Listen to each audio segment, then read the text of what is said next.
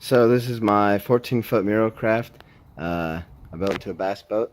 I framed the whole thing out of 1/2 inch by 1/8 inch angled aluminum, and it turned out pretty good.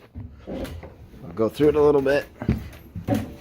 Storage there. That's where the gas tank goes.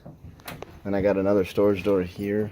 And then on the front, I got storage here for tackle and miscellaneous stuff. And then another storage door here. And then up in there is the battery and the anchor. And then right here is supposed to be a rod locker.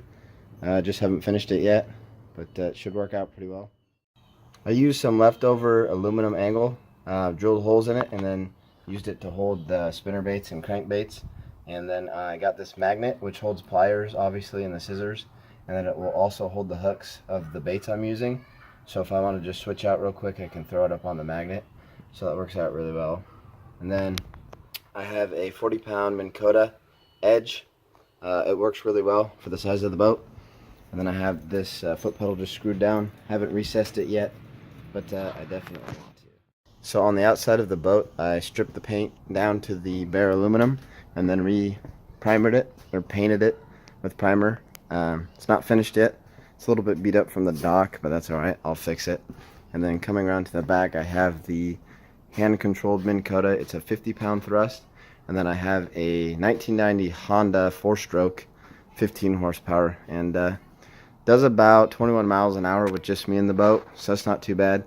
And then this side is just the plain black. I still got to get rid of the this gunk from the rivets. And this is just like a view of the whole thing. It's pretty stable out on the water. I've never had any issues with it.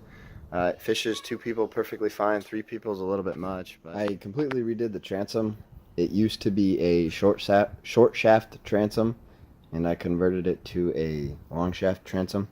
I used 2 pieces of marine grade plywood glued together, and then I used epoxy and epoxied it.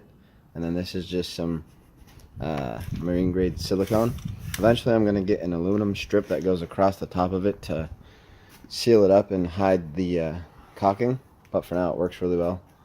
And the outside of the boat is not in the best of shape because I haven't finished the paint yet, but I'll do it eventually.